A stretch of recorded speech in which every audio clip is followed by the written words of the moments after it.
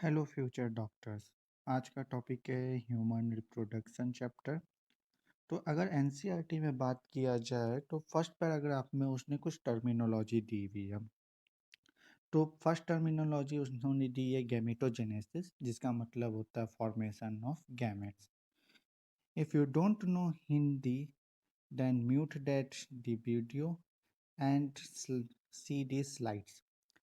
Then the form gametogenesis का मतलब क्या? Formation of gametes. तो मेल में कौन सा गैमेट्स है? स्पर्म। एंड फीमेल का गैमेट कौन सा? ओवम। देन सेकेंड उन्होंने एक टर्म दिया इंसेमिनेशन, जिसका मतलब होता है कि स्पर्म का transfer in female genital tract. Third आता फर्टिलाइजेशन, जिसका मतलब होता है कि मेल गैमेट का फीमेल गैमेट के साथ फ्यूजन होना और जाइगोट बनना। ठीक है। नेक्स्ट टर्म है इम्प्लांटेशन, जिसका मतलब होता है कि formation and development of blastocyst. यहाँ पे पॉइंट नोट करने वाली बात ये है कि ब्लास्टोसिस्ट, ठीक है, और उसका यूट्रिन वॉल पे अटैचमेंट। तो क्वेश्चन क्या पूछ सकता है कि इम्प्लांटेशन में कौन सा स्टेज आता है? तो ब्लास्टोसिस्ट आता है। ठीक है। नेक्स्ट है गेस्टेशन पीरियड, जिसका मतलब होता है embryonic development. Then next term में पार्टुरेशन, जिसका मतलब होता है डिलीवरी ऑफ द बेबी। अब नेक्स्ट आपको पढ़ना है द मेल रिप्रोडक्टिव सिस्टम। तो मेल रिप्रोडक्टिव सिस्टम कहाँ पे लोकेटेड है? पेल्विक रीजन में लोकेटेड है। अब पेल्विक रीजन में लोकेटेड है और एनसीईआरटी के अकॉर्डिंग मेल रिप्रोडक्टिव सिस्टम में 4 पार्ट्स इंक्लूडेड है।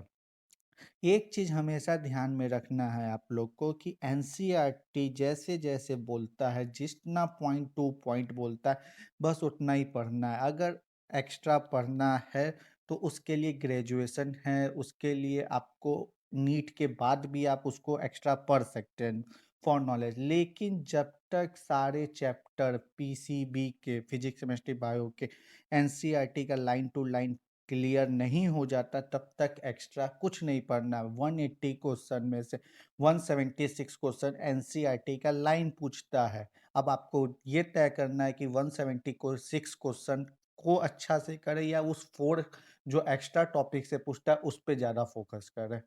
तो ये आपके ऊपर निर्भर है। तो बैक टू द टॉपिक। तो अगर मेल रिप्रोडक्टिव सिस्टम में बात करें तो 4 पार्ट्स में ये इंक्लूडेड है। इसमें पहला आता है पेयर ऑफ टेस्टिस। सेकेंड आएगा एसेसरीज डक्ट। अब एसेसरीज डक्ट जो है उसमें 4 पार्ट्स में एनसीईआरटी ने इसको इंक्लूड किया।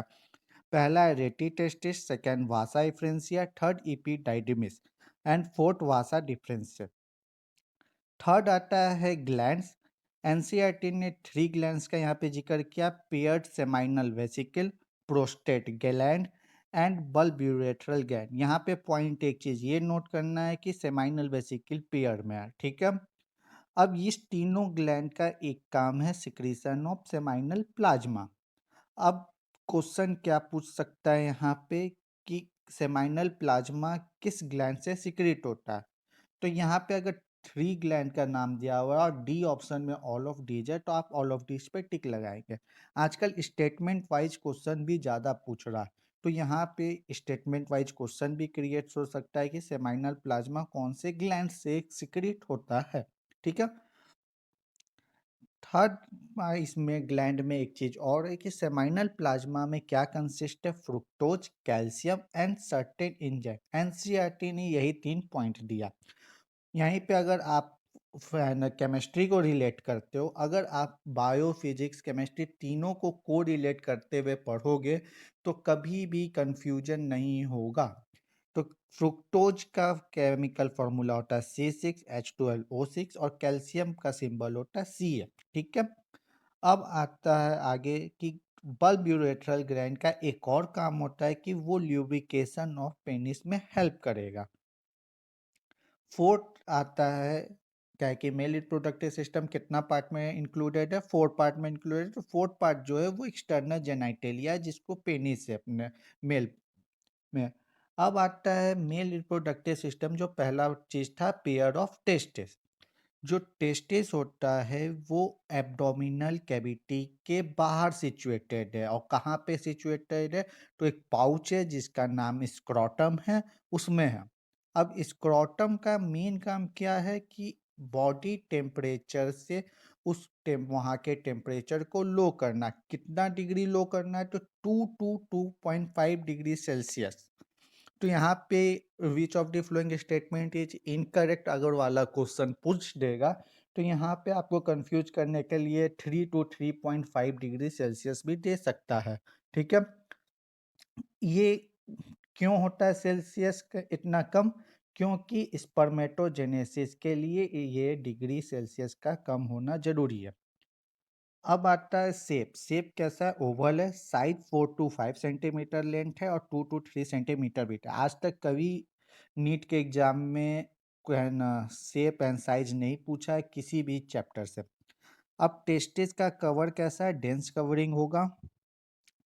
अब आता है टेस्टिस के अंदर का, अगर हम लोग एनाटॉमी का पार्ट का बात करें तो टेस्टिस कैस में कितने कंपार्टमेंट्स है? तो ये 250 कंपार्टमेंट्स में डिवाइडेड है, जिसको हम लोग टेस्टिक्यूलर लॉब्यूल्स कहते हैं। और ईच टेस्टिक्यूलर लॉब्यूल्स हाईली क्वाइल्ड है 3 सेमनीफेरस ट्यूब्यूल्स में। ठीक है, अब सेमनीफेरस ट्यूब्यूल के आउटसाइड का बात करें तो आउटसाइड के पार्ट को हम लोग कहते हैं इंटेस्टाइनल स्पेस, जिसमें क्या रहता है? इंटेस्टाइनल सेल, और इसी का दूसरा नाम है लाइडिंग सेल।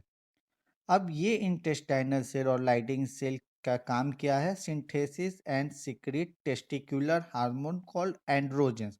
तो क्वेश्चन यहाँ से पूछ सकता है कि एंड्रोजेंस कौन सा सेल सीक्रेट करता है?